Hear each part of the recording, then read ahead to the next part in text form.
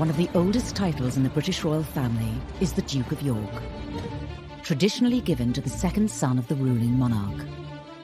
Being the youngest son, being the spare, is a really difficult role. There is no job spec.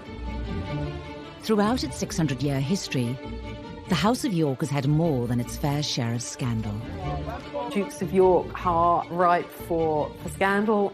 There are always going to be pitfalls. Of course, you have all the perks and privileges of being royal and none of the responsibilities. Some very formidable characters in our island history have been Dukes of York. There's the infamous story of the princes in the Tower who were allegedly murdered by their uncle, Richard III.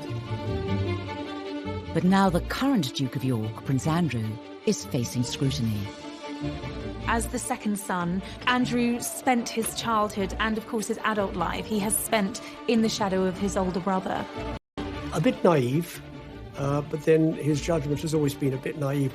Did you have to go by private jet to Newcastle? Yeah, because there was no other way of getting there and back. A naval officer and celebrated war hero. When there are missiles and things flying around, at that precise moment, you are on your own. I don't call it escapism at all. James Bond is escapism, and I'm not a commander yet. A playboy prince, once second in line to the throne. I think he was always seen, as Prince Charles said, as the handsome one, a bit of a favourite of the Queen. He had a good life. He had all the privilege with none of the responsibilities. Now caught up in a story that has shocked the world. I think it's fair to say that this is a scandal of an entirely different nature. This is by far the most damaging of allegations. Poor old Prince Andrew, he rarely seems to be out of the papers these days. Prince Andrew, you're going to resign, Prince Andrew. You're an embarrassment, sir. What impact will the current Duke of York have on the future of the monarchy?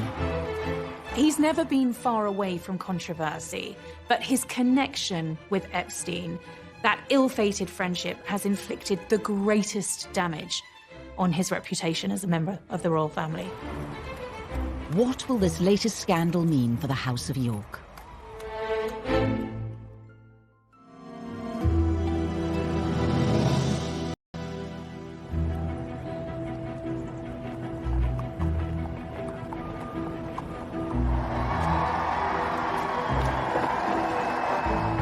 Within the Royal House of Windsor, there are several different titles traditionally bestowed by the monarch. Wales, Cambridge, Sussex, and York.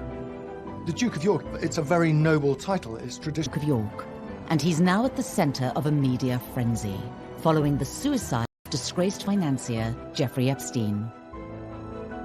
And there is an old saying out there that says, tell me who your friends are and I'll tell you who you are. Prince Andrew certainly isn't the first Duke of York to be at the centre of controversy. When one looks at second sons of monarchs, is that they're a heartbeat away, if you like, from the top role, the top job. Dukes of York have, over the course of history, been rather colourful characters. The title Duke of York goes back to the creation of the House of York in 1385 by Edmund of Langley. For over 80 years, the title was passed down through the male heirs until the House of York became a royal household. In 1461, during the War of the Roses, Edward, Duke of York, seized the British throne and became King Edward IV of England. He gave the title Duke of York to his second son, Richard, a tradition that has continued to this day. The first second son to have that title was Richard, Duke of York. And Richard, Duke of York, was right bang in the middle of the Wars of the Roses, at that time when the houses of York and Lancaster, both which had claims to the throne, were basically fighting for the throne. But Richard's life would be a short one after he disappeared in mysterious and macabre circumstances. There's the infamous story of the princes in the Tower who were allegedly murdered by their uncle, Richard III, the king in the car park, as many people know him. And allegedly he killed his nephew in the Tower because he wanted to be king himself. The story goes that the 9-year-old Duke of York, Richard, and his older brother Edward were locked away in the Tower of London as part of a villainous scheme to claim the throne. Their bodies were never found. history holds that, you know, their bones are there in the Tower of London. With no male heir, the Duke of York title went into extinction with 9-year-old Richard's death. But just over a decade later, after a shift in the monarchy, the title was given to the next second son in line to the throne, a certain Henry Tudor. Infamous Henry VIII, of course, was also a second son. He was the second son of Henry VII. He wasn't supposed to be king, but when his brother, Prince Arthur, died, he not only married his former brother's wife, but he also became king. Arguably one of the most notable Duke of Yorks to become king is Prince Andrew's grandfather. Some very formidable characters in our island history have been Dukes of York. The Queen's much-loved father, on whom she pretty much has based her entire reign, so she holds that position extremely dear to her. The Duke and Duchess of York with their little daughters arrive in the first carriage, and Princess Elizabeth lingers on the steps to take stock of the scene. The abdication of Edward in 1936 paved the way for Elbert, the Queen's father, to give up his title as the Duke of York and become King George VI. When the Duke of York realised that he was going to have to become king, he broke down and cried. As he said, I don't know anything about it. I haven't trained to do this job. And you certainly do need training to do that job. To be placed in the position of having to choose between love and the throne is one of life's most tragic dilemmas, even if the dilemma is of the king's own making. It's one of the most pivotal moments in the history of the British monarchy. Princess Elizabeth, as the daughter of the Duke of York, yes, she probably would have been a working royal, but her whole destiny was changed. And in fact, the history of the British royal family was changed. Over time, the Duke of York role has become known as the spare heir. Being the youngest son, being the spare, is a really difficult role. There is no job spec for it. There are always going to be pitfalls. Of course, you have all the perks and privileges of being royal and none of the responsibility. The Dukes of York are really ripe for drama and almost inevitably going to be problematic as they try and find a role for themselves when they don't actually have in their sights the big job, which of course is the crown. One of those titles that goes through the ages, and you try not to live up to a previous one, but eventually something comes up and smacks you in the face. Prince Andrew would not receive his official title of Duke of York until his marriage in 1986. But from birth, he was in the headlines, being the first child born to a reigning monarch for 103 years. Prince Andrew had a very happy childhood. He came 12 years after the Prince of Wales was born, and of course a little bit after Princess Anne was born. The third of 4 children, it was rumoured that he was the Queen's favourite.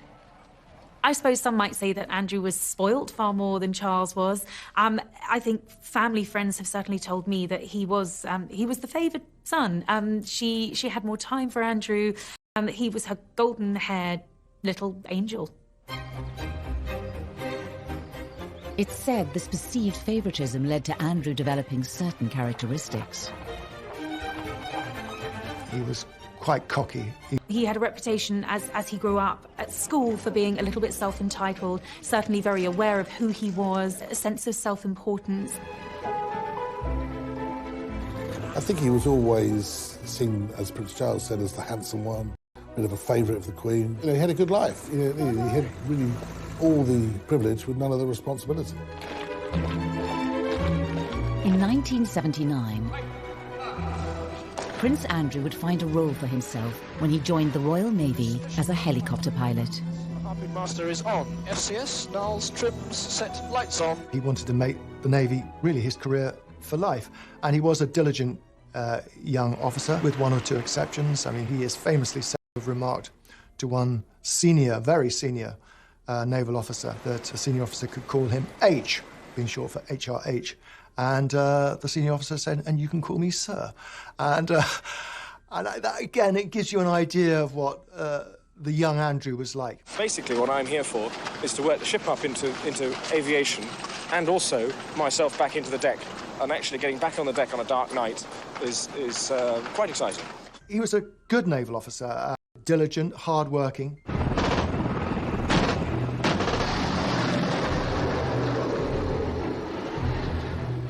Three years later, Prince Andrew was deployed into the heart of the Falklands War, despite Prime Minister Margaret Thatcher having doubts over a young, high-profile royal going into battle. He wasn't there as some sort of figurehead being tucked away from the action. He was in the middle of the action, flying Royal Navy helicopters as decoys sometimes. So very brave, very important, and clearly a very important moment in his life. Harnesses locked tight to the Met, please. The ruling monarch's second son fighting on the front line captured the headlines. At the time, you know, the Queen's second son to be involved in military service in this high-profile war, the Falklands War, that, you know, was something that the whole country were very much glued to their television screens. I mean, this really was quite something, really, for a royal to be involved in this way. When the war ended in 1982, Prince Andrew returned to Portsmouth aboard HMS Invincible, and it was to a hero's welcome. I don't think anyone will forget the images of the war hero Prince coming back from the Falklands, you know, the golden boy of the royal family with the rose between his teeth, and being very much hailed a national hero. When you lie down on the deck, and at that moment when there are missiles and things flying around, at that precise moment, you're on your own. And that's all there is. At that point, his reputation was probably at its absolute peak. That was, you know, that was Andrew's all-time high. And this was absolutely amazing. It really was. After the Falklands War, you know, he was the golden boy of the British monarchy. Upon his return, the prince's love life would make front-page news. Andrew was blessed with the best looks of the young Windsors, and he liked girls. And girls seemed to like him. Most famously, he dated beautiful brunette actress Koo Stark. This was all quite titillating and exciting in terms of who Andrew was dating. And I think fueled that image of him being a bit of a playboy prince. For a long time, people thought they were incredibly well matched. She was a very sexy girl. She shared many interests that Andrew had. And she was sparky, but she knew how to behave, if you like, in royal circles. Andrew whisked Koo away to the Caribbean island of Steep, under the alias Mr. and Mrs. Cambridge. She was even given the royal seal of approval. Their relationship was so close that Andrew introduced her to his mother. Well, of course, that sparked a frenzy of speculation in the press that an engagement announcement was just around the corner. The royal romance soon turned to scandal. Unfortunately for Andrew, but particularly for Koo, she had a past. It turned out that, you know, not only was she an actress, but she'd actually appeared in some pretty risque movies, which really were the death knell of the relationship. We just embarked on the Diana years. Attitudes towards the royal family were changing. They were incredibly popular. They didn't want to do anything that might jeopardize this reach they had with the public. Advisors around the royal family felt that she was an unsuitable figure for Andrew to be seen with, which was a great shame because I think they might have made a very successful team. Andrew and Koo eventually split up, and the prince went on to have a string of high-profile relationships. He definitely had a penchant for pretty women. I don't think it necessarily mattered whether they were brunette or blonde. The girls fell for him. Quite a number of girls fell for him, and he had a succession of girlfriends. And in those days, there weren't many royals around to write about, and Andrew was ripe for being written about. The media dubbed him Randy Andy. I think the Playboy image was rather good for the royal family. I think it gave them a dose of Hollywood glamour that they were lacking, and it was quite exciting. To some extent, the reputation, the sort of Playboy prince was deserved, but, you know, in the same way that, you know, young royal princes will be young royal princes. The press loved this. You could see that this was, you know, Andrew at his prime. By the mid-1980s, despite a reported Playboy lifestyle and front-page headlines, the future Duke of York was a popular member of the royal family. I think he was brought up to believe that he was terrible. Despite being the spare to the heir, he was going to make a success of this. How then did he become embroiled in one of the royal family's biggest scandals? Prince Andrew, are you resigning? I think Prince Andrew's friendship with Jeffrey Epstein has been one of the most damaging things to happen to the royal family within the last 30 or 40 years.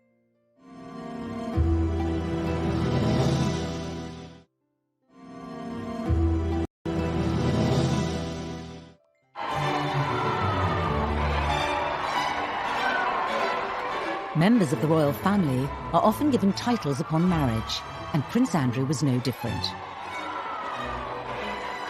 After marrying Sarah Ferguson in 1986, his mother, the Queen, bestowed on him the title Duke of York. With the dukedom came a royal salary of around £300,000 a year. A Royal Duke of York coat of arms with an emblem made up of an English lion, a Scottish unicorn and anchor. And a brand new family home, Sunninghill Park, a 12-bedroom mansion in Surrey. Being the Duke of York, of course, a role that comes with all the perks and privileges, life in a palace, a valet, a butler, his every whim catered for. I mean, Andrew had all of that, a life of luxury, a life of privilege. Connected by title rather than blood, Prince Andrew was now part of a house and lineage dating back over 600 years.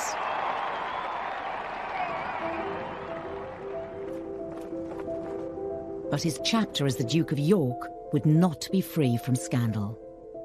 In 1999, Prince Andrew was introduced to Jeffrey Epstein. This acquaintance would go on to result in one of the House of York's biggest controversies. Jeffrey Epstein was a multi-millionaire American hedge fund manager who socialized in the company of rich, powerful men and beautiful women. I think they became friends very quickly. Andrew has always been attracted to rich men and money, and Epstein was, by all accounts, a charismatic fellow. There's one thing in America that trumps cash. It's royalty. Epstein had the cash, Andrew had the cachet. And of course, Andrew was a real-life prince. Americans love British royalty. In 2008, Jeffrey Epstein was found guilty of procuring a person under the age of 18 for prostitution, and went on to serve 13 months in prison. Prince Andrew's past meetings with Epstein before he was convicted were now under intense media scrutiny. Andrew would invite him to Balmoral, the Queen's private home at Balmoral, invited him shooting at Sandringham, the Queen's private home, and, was really kind of invited into the heart of British society. Many assumed that with Epstein having spent time behind bars, the Duke of York would cut all contact. What was so staggering was in 2011, after Epstein had been released from jail, Andrew was photographed walking with him. It was an extraordinary image, and the whole story and the scandal, if you like, about Andrew and his questionable tastes in friends really springs from that photograph. Andrew felt that he could still remain on amiable terms with Epstein. A bit naive, but then his judgment has always been a bit naive. It was around the time of Epstein's release that a photo of the Duke of York and Virginia Roberts, now Giuffre, appeared in the world's press. Although some close to the prince claimed it was a fake, and the story went quiet. 4 years later, things went from bad to worse for the Duke of York, when Virginia Roberts implicated him in the growing sex scandal. Virginia Roberts claimed she'd been essentially recruited as a very young girl by Epstein, and Prince Andrew had slept with her 3 times. Prince Andrew strenuously denied all allegations, and the accusations were later thrown out of court after the judge ruled them immaterial and impertinent. At the moment, these are allegations. Nothing has been proven, and in this country, you are innocent until proven guilty. Nonetheless, allegations of this nature are incredibly damaging. Did you recover from this, sir? In 2015, with questions still looming over the Duke of York, he was forced to address the accusations during a royal engagement. Firstly, I think I must want, for the record, to refer to the events that have taken place in the last few weeks. And I just wish to reiterate and to reaffirm the statements which have already been made on my behalf by Buckingham Palace. This was one scandal that would not go away. In July of 2019, Jeffrey Epstein was charged with further counts of sex trafficking. He committed suicide in his cell whilst awaiting trial. With the eyes of the press back on Epstein and his associates, Prince Andrew once again became front-page news. This time it was a video from 2010. And like the photo in Central Park, it showed the Duke of York spending time with Epstein after the latter's conviction. A video of Andrew at Epstein's townhouse in Manhattan, where there was lots of going on. The Duke of York strongly denied any wrongdoing, but the press continued to ask serious questions of him. Members of the royal family have to be really careful about the company they keep, and I think that the main charge against Andrew is the company he has kept. He's guilty of one thing, and that's poor judgment, of going to see Epstein after he was convicted. The ultimate lack of judgment is having a friendship with Epstein at all. He sounds like an evil, dreadful pedophile. Prince Andrew's accusers were turning up heat. In explosive scenes captured outside a New York courtroom in the summer of 2019, Virginia Roberts continued to accuse the Duke of York. On the steps of the court, Virginia Roberts said, and this is incendiary, said Andrew knows what he has done. He knows exactly what he's done, and I hope he comes clean about it. Thank you. That's what forced Prince Andrew into issuing his latest statement. The Duke of York chose to clarify the facts around his relationship with Epstein by issuing a statement. As well as being appalled by the alleged crimes, Prince Andrew claimed that he only saw Epstein once or twice a year, and that he did not see, witness or suspect any behaviour of the sort that subsequently led to his arrest and conviction. I think he was trying to apologise. It just prolonged the story, made everything worse, and it raised a lot more questions. It does beg the question, well, why has it taken him 9 years to respond in the way he has? The photograph has been around and the allegations since before 2010. Why on earth didn't he say something then? In spite of the negativity in the press, Her Majesty the Queen has continued to stick by her son. He assured her of this the first time round in 2011, and he assured his mother then that she had nothing to worry about. I was told by a source very close to the family he has her full support. And after this news had broken, the Queen was pictured being driven to church in Scotland with her second son, smiling broadly for the camera. What better way, I suppose, to send out a very clear signal and show of support? The Queen was once again standing by her son. It certainly isn't the first time that the Queen's second son has had questions asked of him by the world's media. I think in royal circles there's a bit of a despairing and wringing of their hands because, this wasn't just a one-off. There has been so many questionable decisions that Andrew has made, and there's a sense of for goodness sake, when were you going to wise up? The comments that are made about an extravagant lifestyle and so forth. Is that fair? What is an extravagant lifestyle? Travelling by private jet?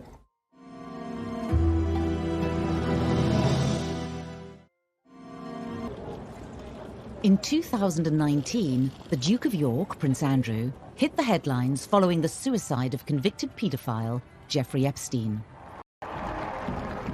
His association with Epstein was another controversy to add to the growing list that has plagued the House of York.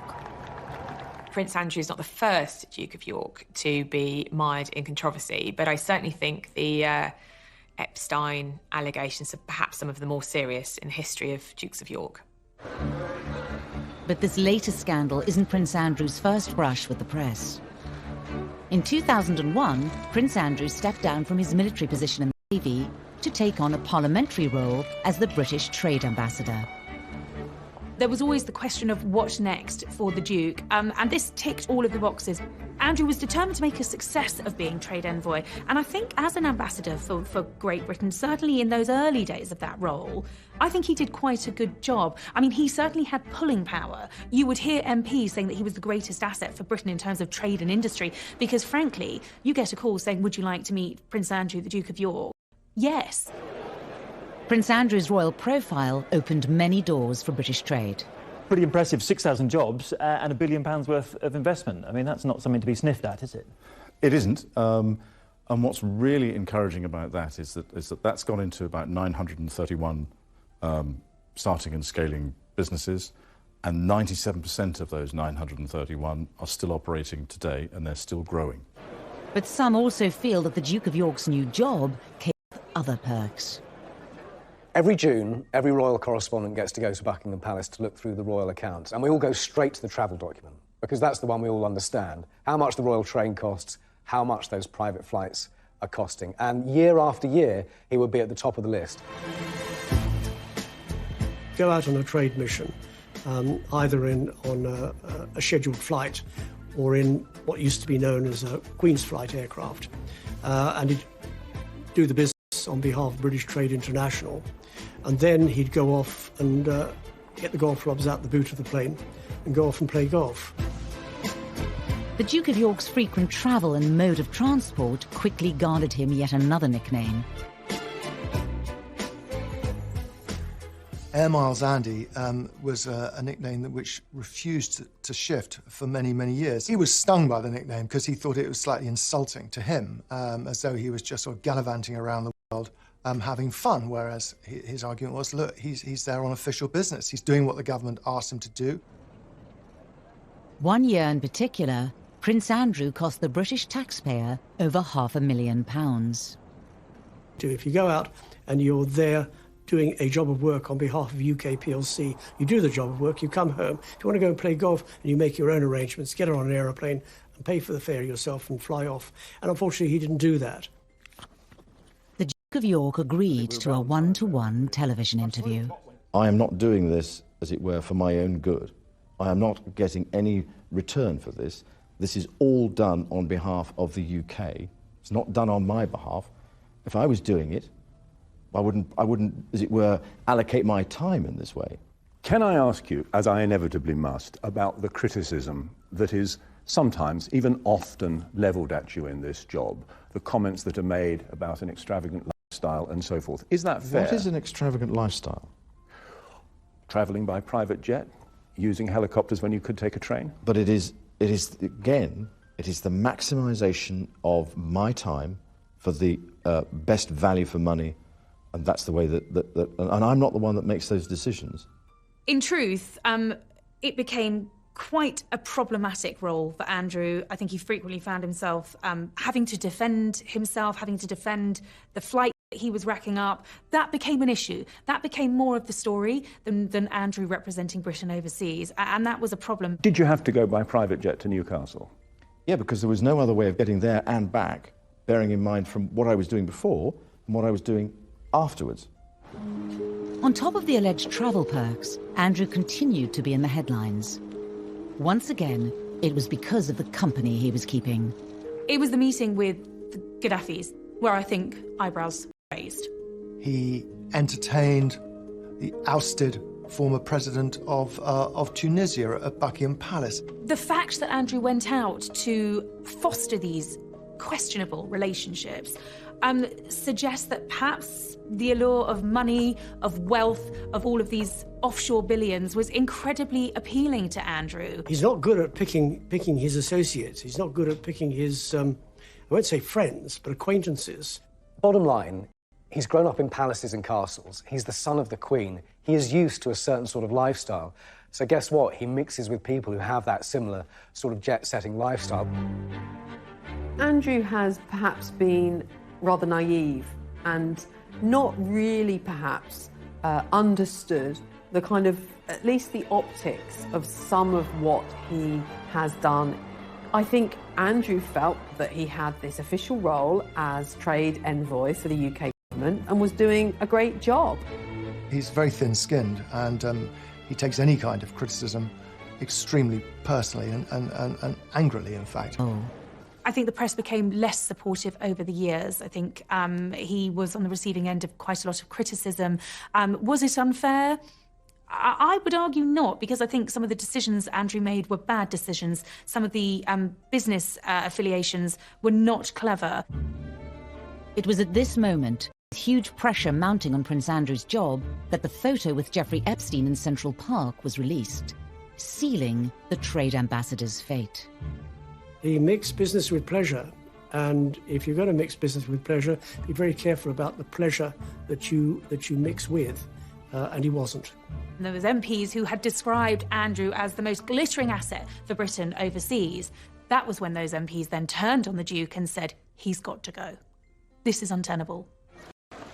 In 2011, Prince Andrew stepped down from his role as trade ambassador. I think that actually he felt it wasn't guilty of anything, but it was undermining his position as a trade ambassador and embarrassing the Queen and the Queen's government. And I think he felt it would be best if he just stepped aside at that time. And I think that it probably stopped the continual onslaught in the media, and that's probably what was needed. How are you today, sir?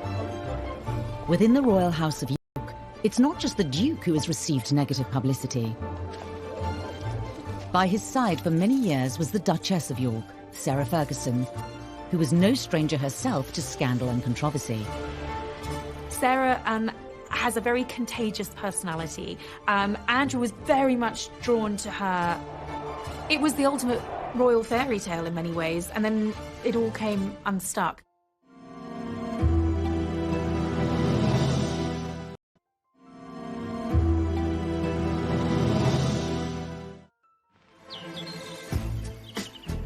Prince Andrew has spent most of his life in the media spotlight. A celebrated naval officer, a playboy prince, and a much-talked-about trade ambassador. He received his official title from the Queen and became the 11th Duke of York upon marriage. Fergie and Diana were very good friends. And Diana was always trying to find a boyfriend for Fergie. And she came up with the idea of Andrew. Sarah Ferguson was typical jolly hockey sticks, daughter of an army officer, a polo player, skiing all over the Alps in the winter. She was always going to be an interesting addition to the royal family. And on top of that, she and Diana got on really well. Every June, when attending Royal Ascot, the Queen has a house party at Windsor Castle, and on this outgoing, bubbly humour. And she and Andrew apparently got on extremely well, so much so that they were feeding each other profiteroles from the dining room table. It was at lunch, wasn't it? That Yes. We were made to sit next door to each other at lunch at Ascot.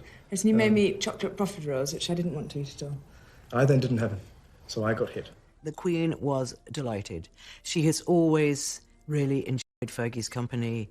Fergie's a horsewoman. She loves dogs, she loves country life, and she's fun. She's a really special girl, and the Queen absolutely adored her. Before long, the couple had announced their engagement. Could I ask you then, Miss Ferguson, do you remember what he said? Absolutely. But I'm not telling you. There would have been a sigh of relief that Randy Andy's days of hitting the nightclubs were over. I mean, this was really the height of popularity for the royal family, the wedding of Charles and Diana, William and Harry being born, and then it was Andrew and Fergie.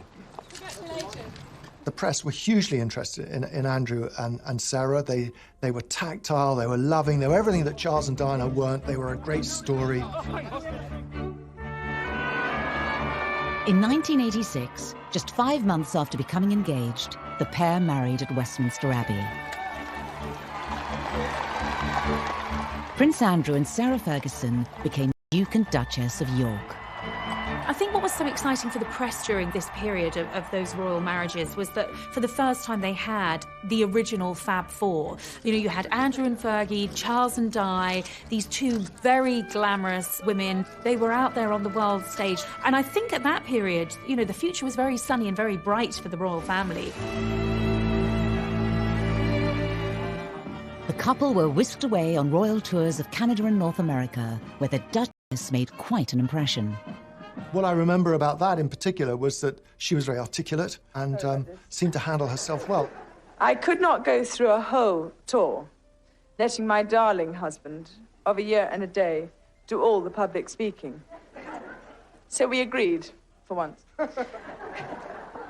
that I should have the last word tonight. I think Andrew was very proud of her. I mean, she complimented him, if you like, in a way. She rubbed off some of his rougher edges. I mean, he was still a slightly abrasive character. She was good for him, yeah. One of the royal couple's stops was Hollywood.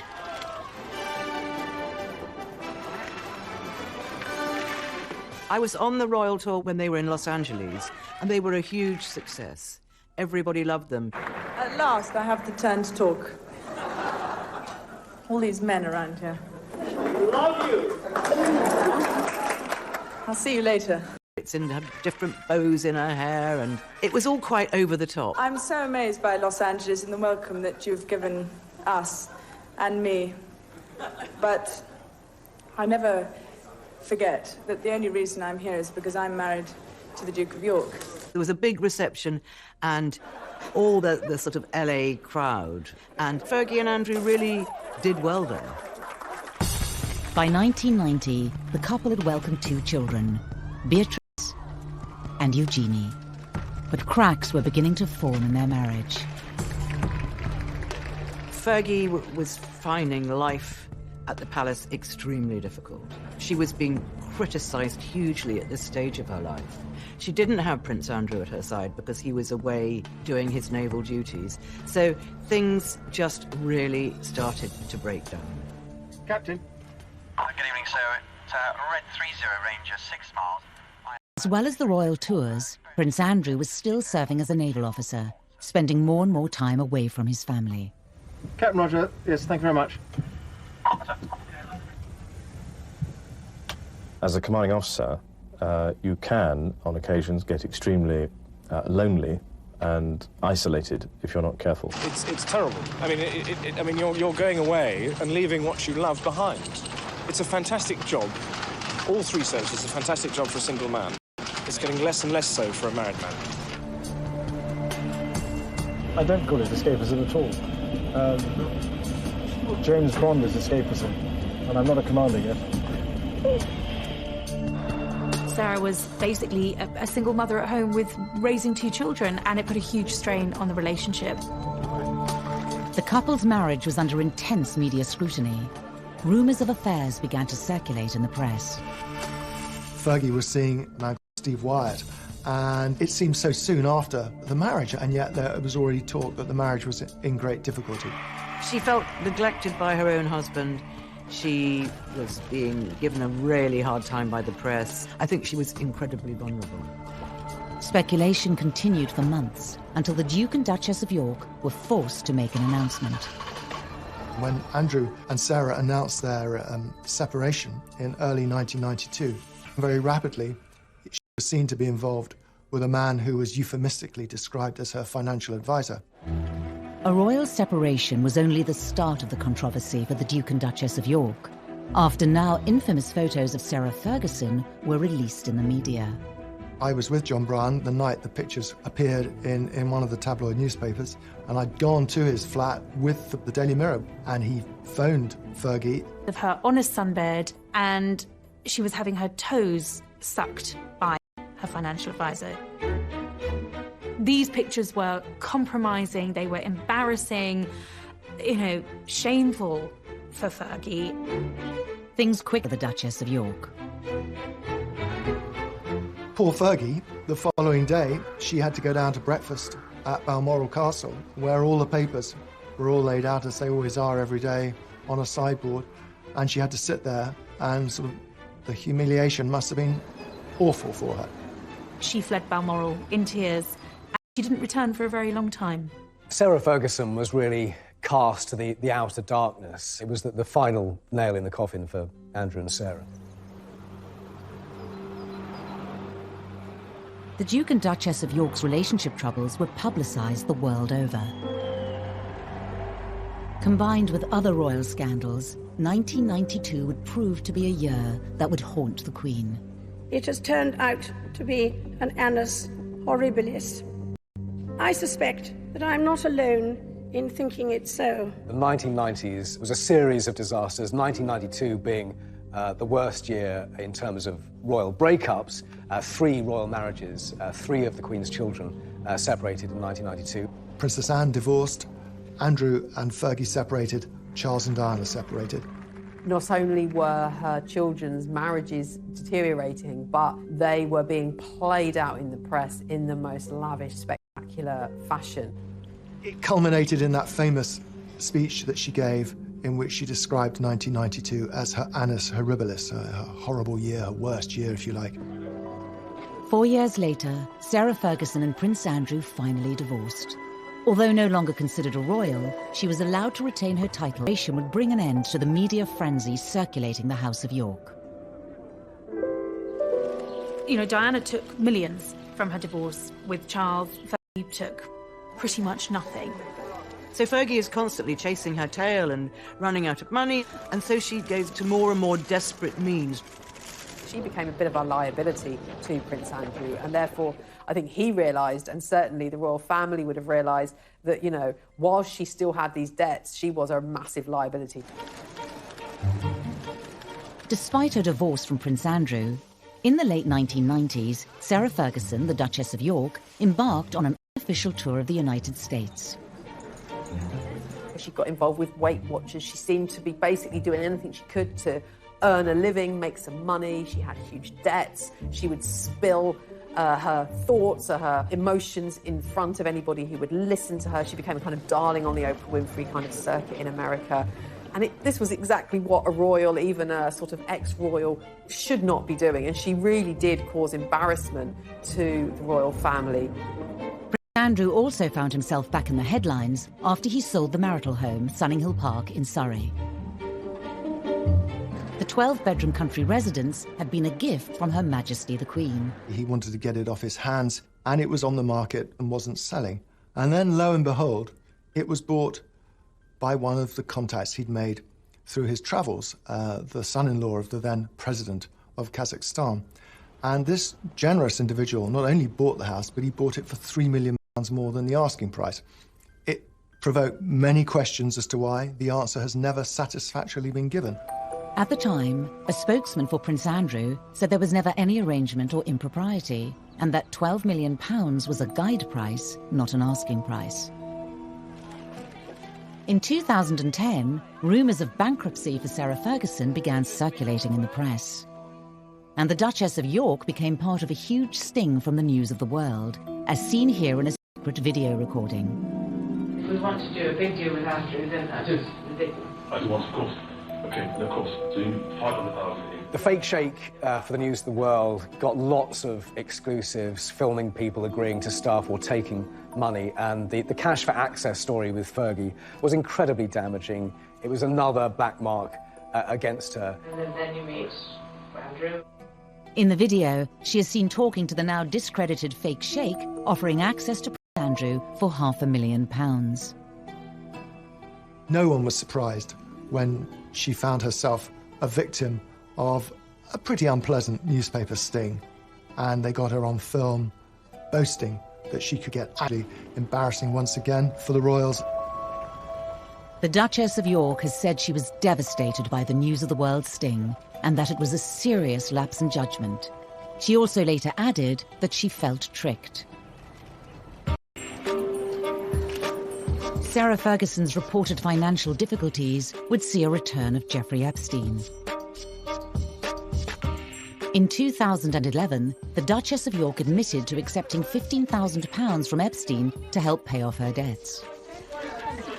One of the other complications to the story of Epstein and Andrew is the fact that the Duchess of York herself was acquainted with Epstein, and indeed he lent her money for the infamous debts that she had after her divorce to Andrew.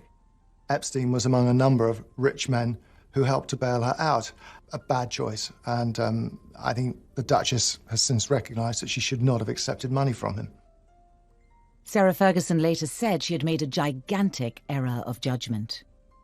It all just is very, very, very unfortunate, and it's again this kind of lingering bad taste that Epstein has brought to the royal family's reputation in regard to both Andrew and Sarah. Despite all the controversy, over the years, Prince Andrew and the Duchess of York remained close. What I find remarkable is that despite all of the scandal, you know, the debt, the controversies, Andrew and Sarah have remained the best of friends. With the whole Epstein affair, Fergie has absolutely kind of stood by her man. I think she's been the one who's been in scrapes before, and Andrew's always stood by her. He's never thrown her to the wolves. He's always looked after her financially, emotionally. And I think this time she felt able to repay a lot of that debt. With the Epstein scandal showing no signs of disappearing, and Prince Charles set to one day take the throne, what does the future hold for the Duke of York and his family?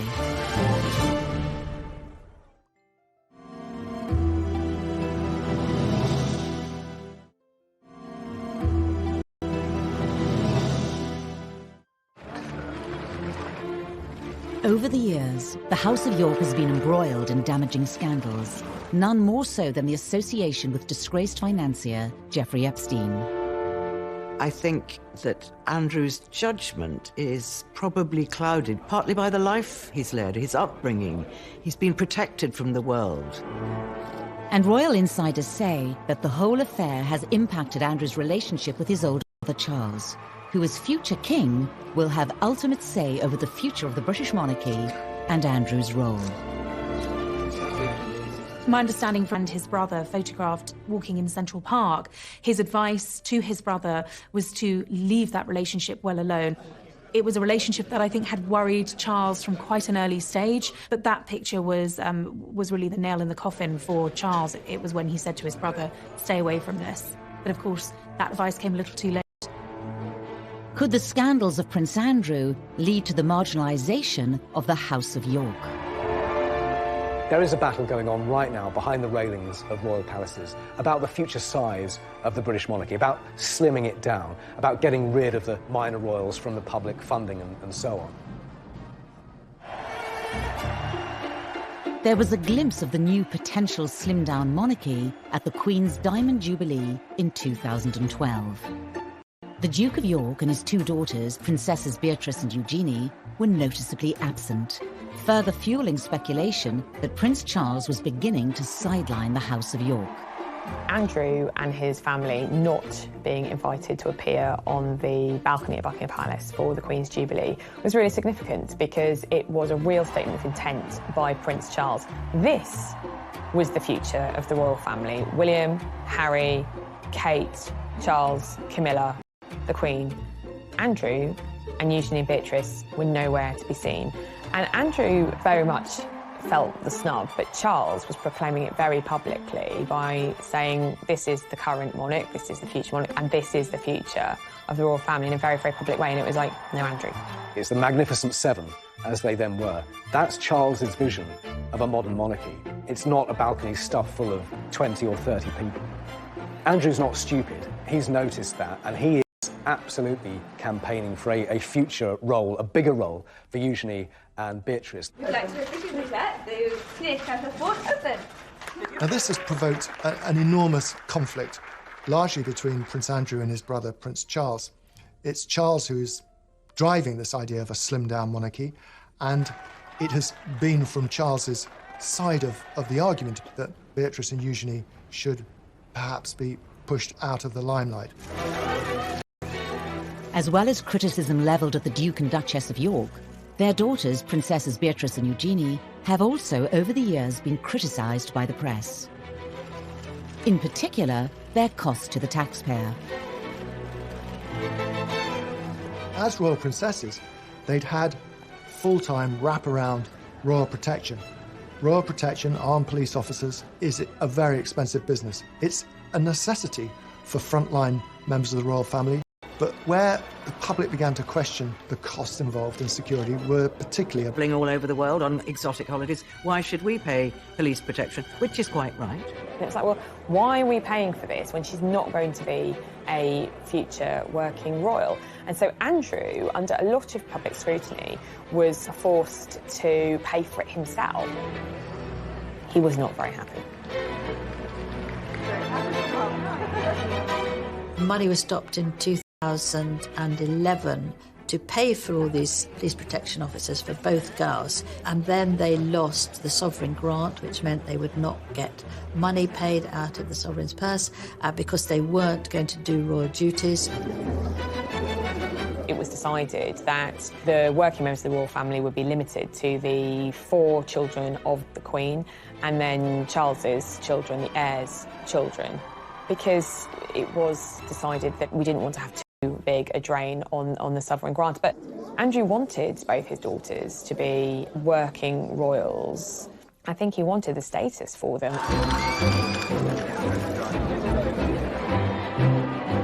You look at the Princess Royal, she's got 2 children, Peter Phillips and Zara Tindall. Both of them, without titles, have made their way in life quite admirably, without any handouts from anybody, without any titles, and it's worked for them. And if it's worked for them, then it should work for Beatrice and Eugenie. In 2018, Princess Eugenie married her long-term boyfriend, Jack Brooksbank, amid all the pomp and ceremony of a royal wedding, the scale of which many believed was Prince Andrew's way of putting his family back into the royal limelight. There was criticism over Eugenie's wedding. It was paid for privately, and yet, there was still questions asked over whether it was absolutely necessary to have 2 wedding dresses, 3 days of parties. And I think for the Yorks, it's hard for them to escape that sort of controversy because they have been known for their exuberant spending over the years. Prince Andrew, becomes very grand and royal, and he makes things happen. You want to get married in St. George's Chapel? You'll get married in St. George's Chapel. You want the biggest party the world has ever seen in my back garden? You'll have it. Andrew was at pains to point out that this was a bigger wedding than Harry and Meghan's, and that they'd invited more people to fill St. George's Chapel. Of course, that was the same place that Harry and Meghan got married a couple of months earlier, because Jack and Eugenie had so many friends, so more people had to come. Eugenie had 3 days of parties. It was almost Andrew saying, yeah, Meghan and Harry, whatever you can do, I can do better. And with Beatrice's recent engagement to Italian property tycoon Edoardo Mapelli Mozzi, and it was rumoured in the press that Prince Andrew was keen for his daughter's husbands to have royal titles, something the Duke of York denied.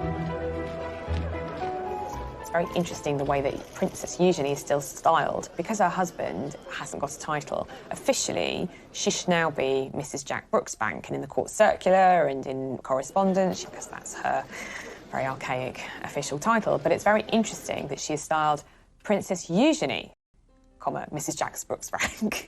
So I think that was very much a sign from Prince Andrew that his daughter should be remembered, that she's still a princess. Despite Prince Andrew's best efforts to keep the House of York front and centre, what will the Epstein scandal mean for the Duke of York?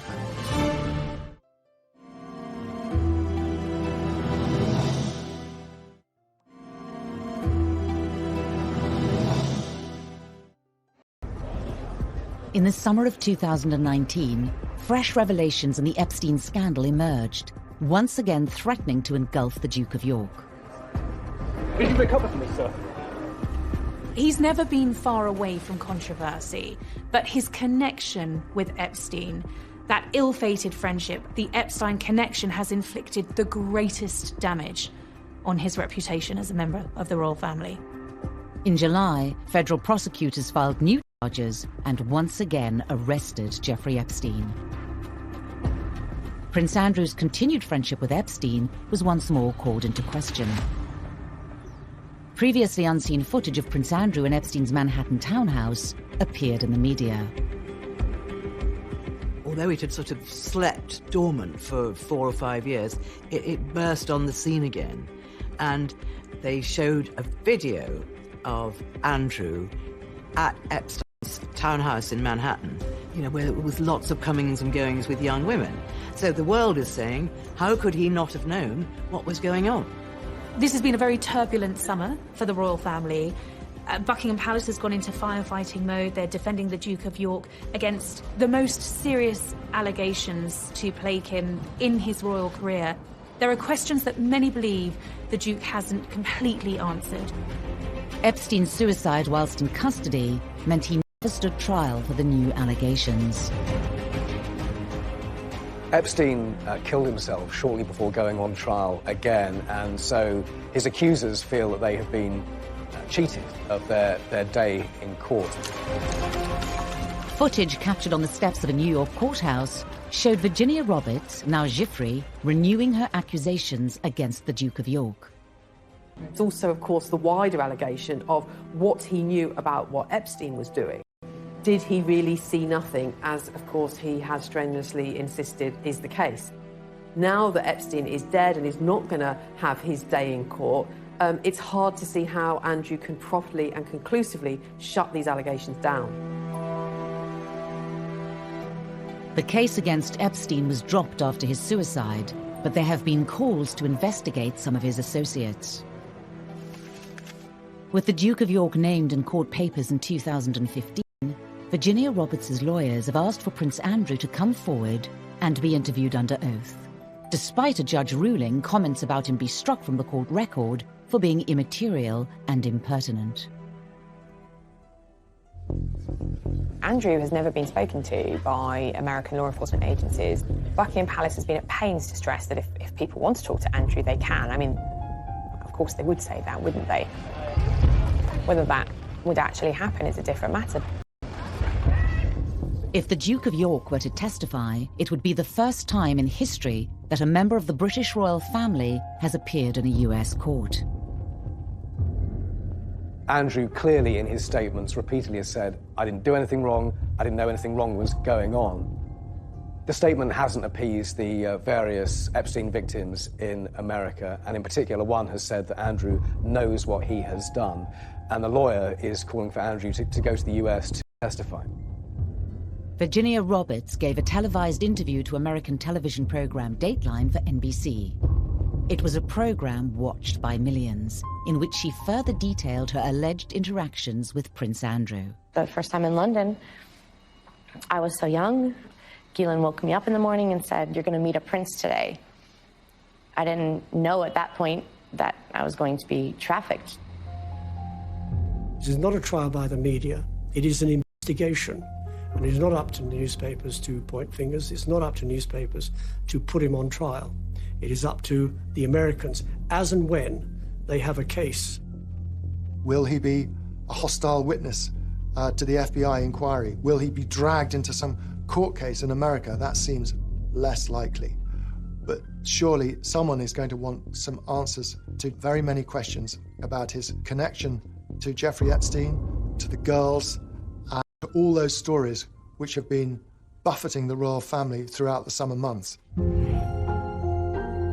Despite his protestations of innocence, we don't really know what happened, and therein lies the problem. And I think that this will continue to dog him. Is yet to be seen. The royal family are, by their very nature, loyal to one another, and they close ranks and support each other. But Prince Andrew is testing that policy and that loyalty and, you know, family ties absolutely to the limit. The royal family, over the centuries, have been involved in all sorts of allegations, innuendo, scandals, and they have survived. They've survived for over 1,000 years, and they will continue to survive. Individual members of the royal family are not involved in this, only Prince Andrew. As Prince Andrew's future is discussed and speculated upon in every quarter, the title Duke of York is itself facing an unknown future.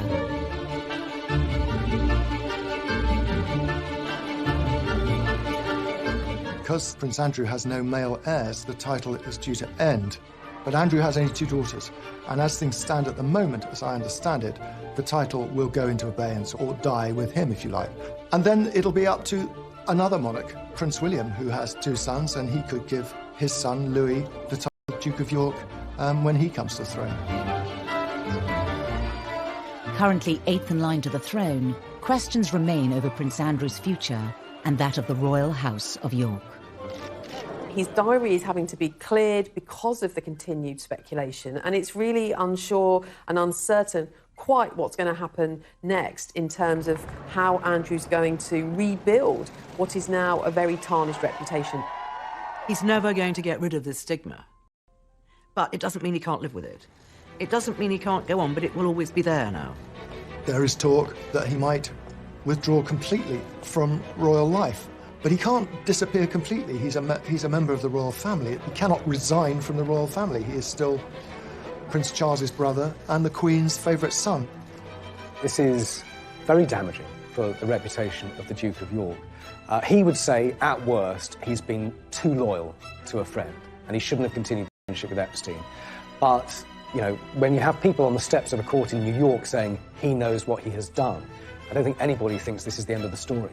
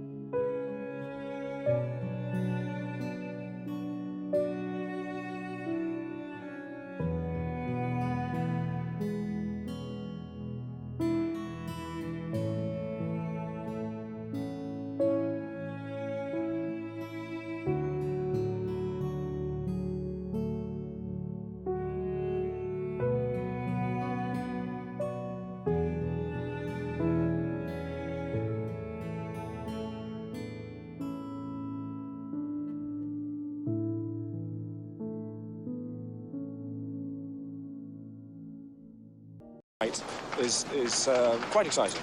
He was a good naval officer, diligent, hard-working.